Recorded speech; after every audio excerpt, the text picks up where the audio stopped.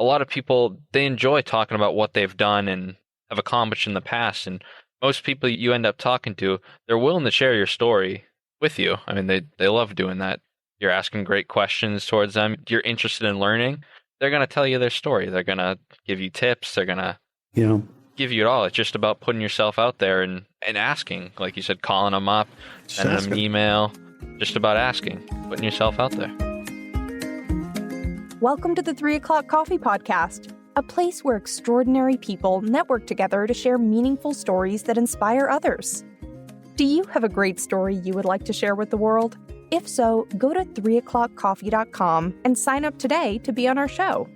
Thanks for listening. And don't forget to click the subscribe button and tell a friend about the 3 O'Clock Coffee Podcast. Well, good afternoon or good morning, depending upon where you are in the world. But it's time for 3 O'Clock Coffee. Today, you're going to meet my really great friend, and I've known him, his mom, his grandfather, and the history goes back over 40 years. And I'm going to make myself sound really old, but that's the whole thing about having friends and network. I think it's so cool when you get to meet somebody from 2 and 3 generations. So I can't wait for you to meet Jared Previtera. He is an amazing guy. He's a young guy that is going to take over the world, because if I was only his age, oh my gosh, he has so much to look forward to. So this is why I cannot wait for you to meet him. So let's walk into the cafe and meet Jared. Hey, Jared, thanks so much for meeting me at the cafe. I mean, taking time out of your busy schedule, you have no idea how much I appreciate this. So thanks for being here. Hey, Scott, no problem. Glad you had me today. Super. Hey, before we dive in too deep, let me buy you a cup of coffee. What kind of coffee would you like? Yeah, so honestly, I'm not too picky, but my go-to would probably be just a regular cream and sugar French vanilla iced coffee. That's usually the go-to from either Dunkin's or Starbucks, wherever I happen to be. So, it's kind of interesting. The people listen to this show around the world, and you'll probably really quickly figure out that we're both from Boston, Massachusetts. And when you're from Boston, Massachusetts, you don't call Dunkin' Donuts Dunkin' Donuts. You call it Dunky, right? Dunks. Oh, yeah. So what we call it? It's Dunks. Of course. That's great. So you're a Dunky fan. Some people are a Starbucks fan, and we say that with a true Bostonian accent. Starbucks, as we say it, right? So we're really showing off our Boston accent. Really cool. Well, that seems like that's exactly what I get, actually. Every afternoon, I get a vanilla latte. So let's order the coffees. And as we get the coffees, let's talk about you, because I know you have an interesting story. We've talked earlier. We'll deep dive it, but for everybody listening, let them know who you are, like where you are in the world, and space-wise, and school-wise, and retirement-wise, and all that good stuff right now. Like, where are you in the world? Yeah, sure. I guess I kind of want to start out by talking about how we actually got in contact. I think that's a little bit of a interesting story. I know you touched upon it earlier.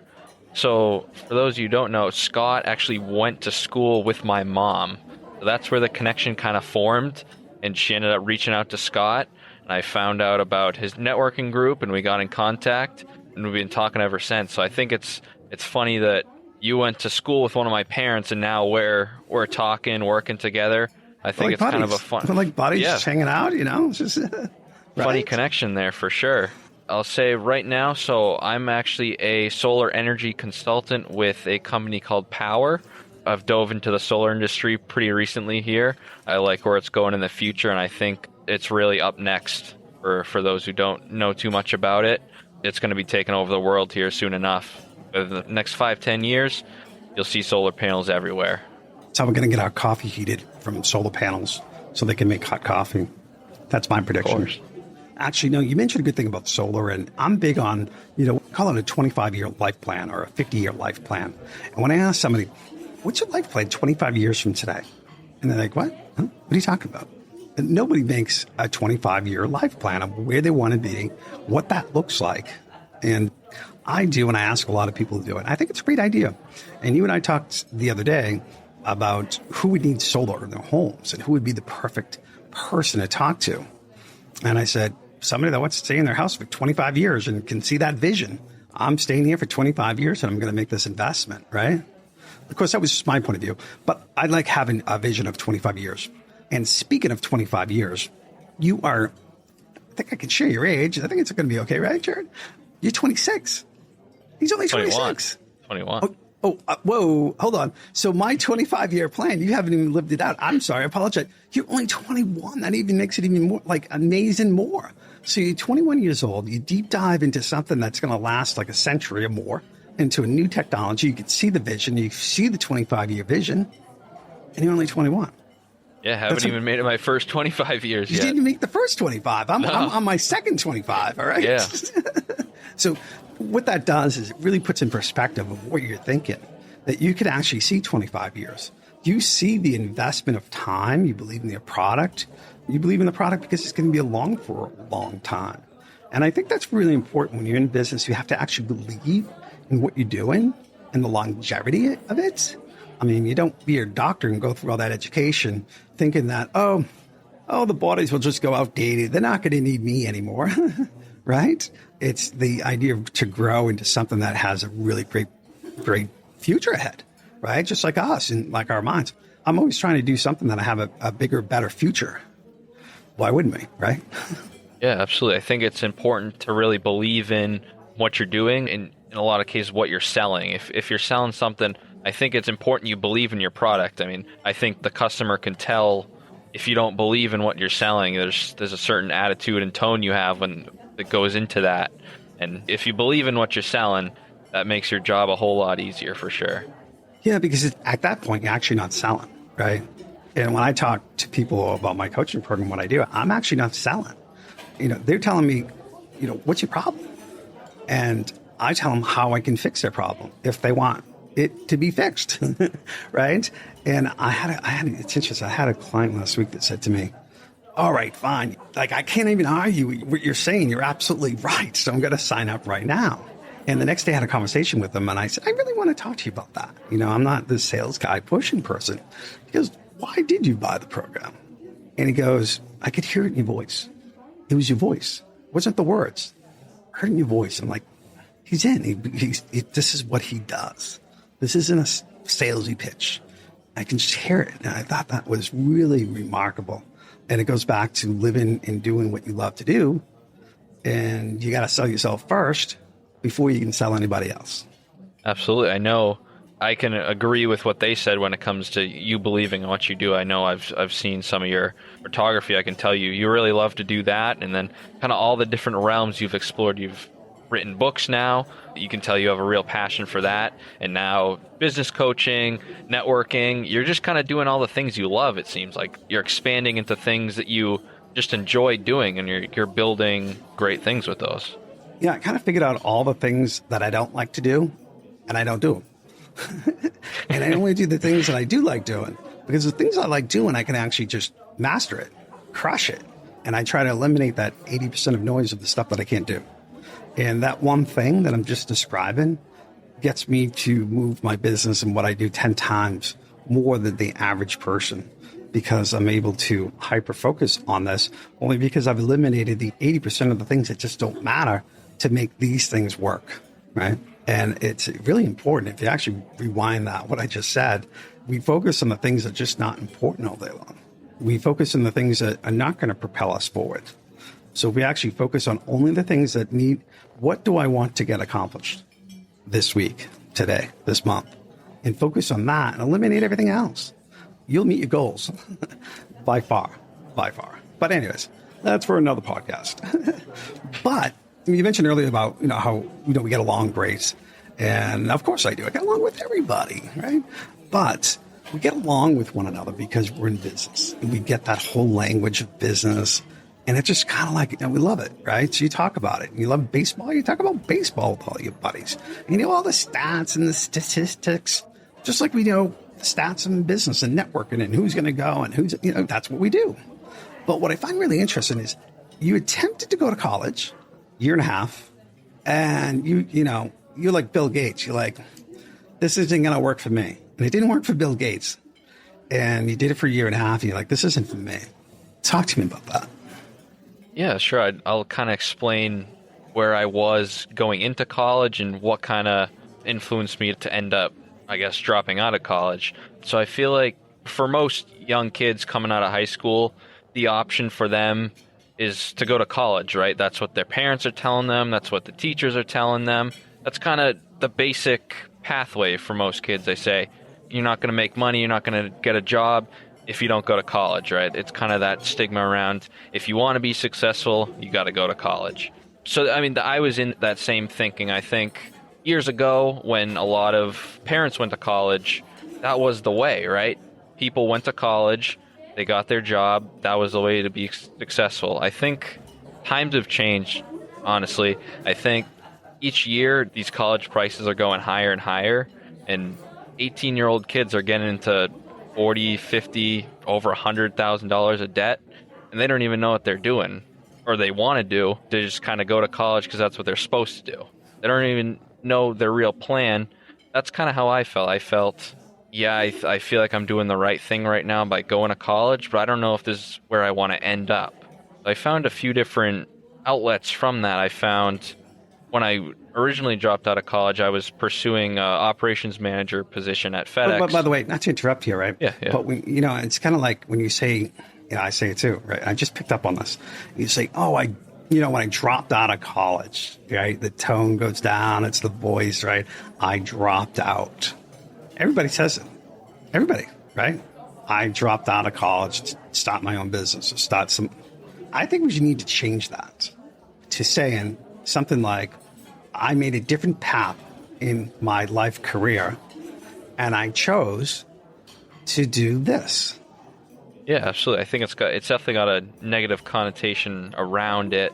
And it's not. It shouldn't be. Yeah. Right? It shouldn't be a negative that you dropped out. You didn't drop out. You made a decision to change your path, and your path was XYZ. Yeah, exactly. I think maybe the negative connotation comes out if you drop out of college and then maybe you're watching TV all day, or you're just playing video games all day and drinking beer really all day. Anything. I mean, I do that all the time. I just sit on the couch, drink beer all day, think about all these podcasts I'm going to do. I do nothing. So totally understand. I think if you look at it in the way of you're exploring something different and you're going on a different path, it can be looked at as a real positive thing. That even if you take the 4 years that you'd go to college, instead you go out and try different jobs.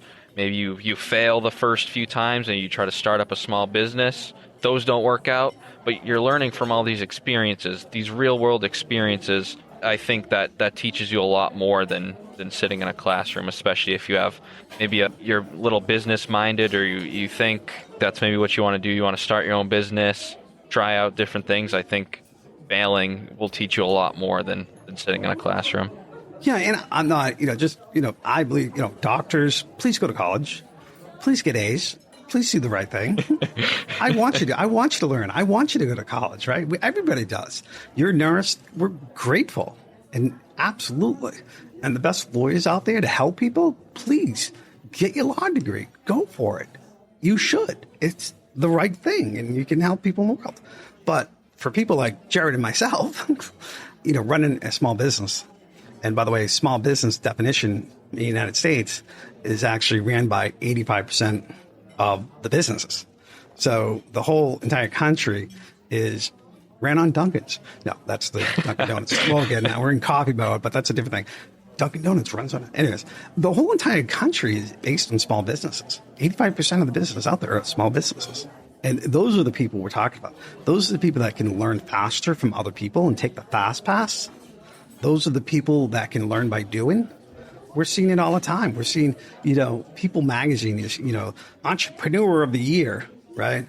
And the kid can't even shave yet. It doesn't matter. It's just amazing time where things can go a lot faster. And a lot of it has to do with the people you surround yourself with. I think that's a number one massive thing. People you surround yourself. If you're going to hang out with a gang in, downtown city versus maybe hanging out, at Harvard University with the kids there. I mean, let's face it, you get to be a different person and you're going to hang around with different people, right? And so I chose to hang around with, masterminds, millionaires, billionaires, because I always wanted to be the dumbest guy in the room. And it's just brilliant because you can learn so much when you're in a workshop with, oh, look at that guy. Oh, he's a billionaire and he has this company. I love that. I just absolutely love that. So those people professions that need to go to college, please go to college. The people that are going down a different path, it may not be the right thing for you. Right, Jared? Is that how you feel being in that moment? Yeah, absolutely. I think, like you mentioned, those professions, I mean, you definitely need to go to college if you're going to be a doctor. You don't want to go to a doctor who didn't do years of training. I don't think we'd feel safe doing that. So I think professions like that, like lawyers as well, I mean, you need that very rigorous studying to learn all the different laws. You're defending people who depend on you, right? But it's just important. I think my main point was there's another way. That's not the only way. I wanted to get that across it. I agree. I agree. Yeah, I mean, if you're a young kid coming out of high school, there's another way. Is there any professor out there that knows how to sell solar or knows about the solar industry? Probably not. Yeah, there is some fundamentals, and we're hoping, Jared, that you can read and write, correct? Yeah. But the trades of the industry, I don't think it's time value. Time value in doing that for 48 years versus time value doing this for 8 years. I can guarantee you, if you did one or the other, I know where you're going to win. You're going to win on the ladder in your running the business, running the solar business 8 years from today. If you're going to do 8 years of college and so forth and so on, guarantee you're going to win. Absolutely, yeah.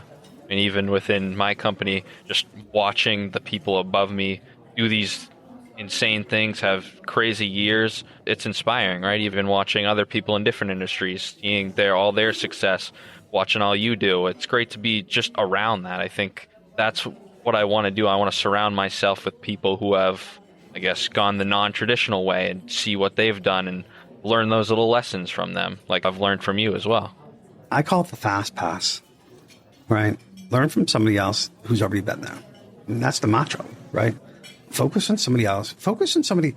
If you want to do something, if you want to be somebody, stop following that person. See what that person is doing. See what he did. Read his books. I guarantee you, any CEO, anybody out there of a size company, if you do a little search, guarantee you that person wrote a book. Absolutely. They wrote a book. Buy the book. Do the audiobook. But they have so much knowledge in these books to give out what they did, especially if you want to be that person. You inspire by this individual and study that person, try to see what he's doing. And that's how I did it 10 years ago with 3 O'Clock Coffee Podcast. There were certain CEOs that have just inspired me, and I wanted to learn more about them. I just gave them a call and said, hey, would you be willing to have coffee with me? And I think 9 out of 10, maybe 10 out of 10, all said, yeah, absolutely. That would be a great idea. And from that, I really got to have really good conversations.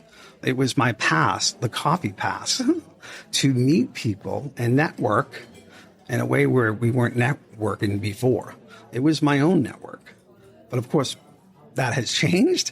I do have my own network now, Lead Exchange, for people to network together because I'm so passionate about it and that we're building up. But, meeting people at network groups, calling people not to sell, but call for information because more people want to talk to you, Jared. If you called anybody, I guarantee you, the questions you're asking, the tone of your voice, the sincerity, the tone of the voice, right? We just talked about that. And smart people can figure smart people out. And I think it's a great idea.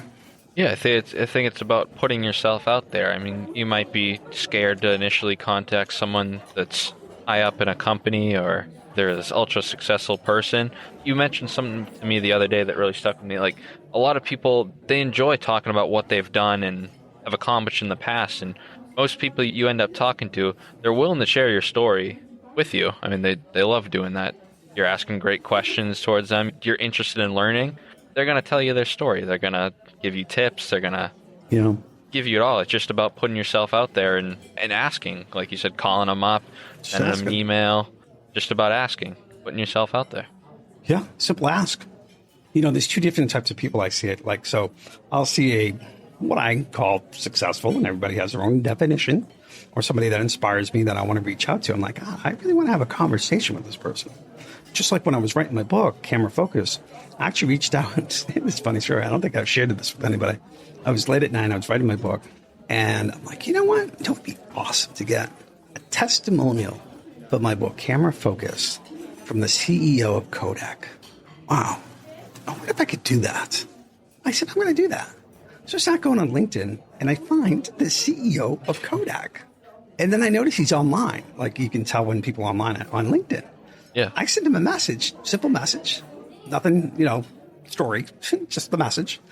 And he got back to me at like 12:30, quarter one in the morning. And he goes, Scott, I think you got my interest. It sounds interesting. Here's the number to my assistant. Give her a call in the morning and she'll set something up. I was blown away. It was exactly what I've been doing for 3 o'clock coffee. And it was the way I asked the questions that I had a call with the CEO of Kodak. So I called, you can call this assistant the next morning at like 8:02, right? The next morning. And I called and we scheduled the call together. And I was trying to really focus on the call and try to get us to really think about what we're doing and where he was, because Kodak was the industry of photography, right? Which is all changing, and people think that Kodak is no longer in business, but they actually are. They're actually doing, they're doing well. They're in a completely different marketplace, but nevertheless, they're still Kodak, right? So I spent an hour and a half with the CEO talking about cameras and the technology, and it was only supposed to go for an hour. And we just had a great conversation about how everybody has a camera in their back pocket, and that the awareness of photography was, a billion times more than it was 20 years ago. And just in comparison, how many people really appreciate taking photographs and photos. It's like, it was actually kind of inspiring to listen to him, right? It wasn't like, oh yeah, I took over the industry. No, he actually realized it was a great thing and people should be taking photos. And, to have that word come out from the CEO of Kodak was really remarkable. And they went down a different path of imaging and, preserving images and scanning and all this other photographic kind of means, but doing scanning devices and so forth and so on. So a very brilliant guy, but I was inspired by his positive attitude of not saying, yeah, back in the old days, but no, back in the good old days. You'll hear, maybe you heard some of your buddies will ever say this. They'll say, oh, back when I was in high school and I was the quarterback of the school, and they talk about all the good times back in high school, right? They're 52 years old, and they're talking about the good old days back in high school. And some of these people mostly never even left the community where they live because they actually don't see a bigger future. They don't see the 25-year future because the future actually stinks to them, because the good old days was back in high school playing football. That was the most enjoyable time in their lives. And they just can't see the vision that it could even be better in the future. And I'm sure the people listening to this probably know that one person, right? That always, the high school guy, person, woman, whoever, that always talks about the good old days. And it's good to reflect back on the past, but don't get stuck and realize that there's a whole future ahead of you. Yeah, absolutely. It's important not to always get stuck in the past. You keep going. You still have so much time. I mean, even now, me at 21, I still have, I don't even know how many more years, but lots more to improve, keep going. I'm sure maybe I'm not in solar for the rest of my life, but I find something new. I'll conquer something new, give something else a shot, maybe fail some more times, but keep learning in the process. If you're not failing, you're not learning. Exactly. It's simple as that, right? And when you do it the first time in business and you got to do it again, you do it faster and better because you've already learned of all the mistakes. So people that start a business and stop maybe 2-3 times, the time when they get to the fourth one, it's like they have it up and going in no time. Versus if they would have ever done the same job or same company, years ago when they first launched their first business. It's proven. It's absolutely proven to be true. Jared, tell me about, it's kind of interesting about this, but you are so focused on your sales calls and how you talk to people. You really have it down pat. And when I talk to you, even right now when I'm talking to you, help somebody out that says, oh, I can't do sales. I got to talk and I don't like talking to people. Bah humbug, right? And I get it. I talk to a lot of people, but sometimes I just need my 2 days to recover because the people I meet and I'm talking constantly. I need the 2 days to escape. That's how I work. I call it my free days.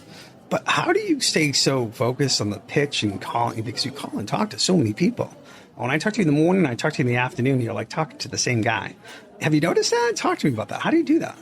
Yeah, I mean, I guess I kind of have a good example for it because that's something I recently learned. I mean, if you asked me back in high school if I was going to be talking to people on podcasts, doing these sales calls, just being in the sales industry at all, I would have told you you're crazy. I mean, I was... Wow. I'm sure you knew someone in high school that was just kind of the quiet guy, didn't really say much, just back of the class maybe, just kind of floated by. I mean, that was me. I was always the quiet kid, and I had the few friends here and there that I talked to but I was never really an extrovert to say. I was never really out there going to parties or anything. I just kind of kept to myself. And maybe now that you're talking to me here or talking to me during our networking events, maybe you might not realize that, but that's something I honestly learned. And I think it's just about going into it scared. I mean, the first few sales calls I had, I was scared. I was probably shaking. I mean, I did a little door to door. That was one of the scariest things I've ever done, to be honest. Going knocking on someone's door, trying to pitch them something. That's hard to do if you don't like talking to people. So it's just going through these experiences. You do it even if you're scared. You do it anyway. I mean, you just got to give it a shot. It's only going to get better from there. I'm sure if there was recordings, if you could hear my first call I did, it was probably awful. And if you compared it to how it is now, I'm sure it's a ton better, and I'm sure in the next few years it'll get even better. You just constantly keep improving, keep going at it. So what you're saying is just do it and don't stop and don't give up because you're like, oh, I sound terrible. No, just continue to do it, because if you continue to do it, you're going to get better, right? I mean, if you play baseball all day long, you're eventually going to be a pretty good baseball player, or better than me anyways, because I don't play baseball, right? I would hope so. Yeah, no, that's important, because believe it or not, I was the exact same way in high school. Didn't speak to anybody, didn't talk to anybody, did my own little world. We used to celebrate. If I came home with a C minus, it was big celebrations in my house. It was a passing grade, Jared. I mean, it was time for celebrations. And we did, because at the end of the day, I did pass. And that's all that matters, right? I did pass. I did pass. So, yeah, take the wins, right? Take the wins and understand that learning is always going on. And I'm still afraid of some of the calls I jump on. I'm like, I jump on this call. I do. I'm like, I don't know what they're going to ask. I don't know what they're going to say. I mean, the day I'm not, nervous or concerned is probably the day that I don't care anymore, right? Yeah. I think if you're making sales calls and you listen to things out here and you don't care and you're dialing for numbers, I mean, you're just doing your time, But when you actually care, and that person can hear it in your voice, like we just talked about, this is what this podcast is all about, being genuine in who you are, right? I mean, college is not for me. It's good for everybody else, but it's okay. I'm going to choose to do something else. That's okay. So I love that, and, the people that can't choose, that's unfortunate, that people don't get to, and there's a lot of people in the world and all, which is a whole different sort of situation. But if you have the opportunity to make a choice, to make a decision, and you have the ability to process these decisions of where you want to go and you don't want to go, take advantage of that, because a lot of people would envy you, because a lot of people in the world don't have that freedom. And utilize that freedom. Be who you are and be genuine. Live a life of being genuine. Wouldn't that be awesome? If everybody just did that, it would be great, right? It'd be awesome. Maybe living genuine and everybody living in a cafe, having coffee all the time, right? I think that would be a perfect world for me. I think I'd live great. It'd be awesome.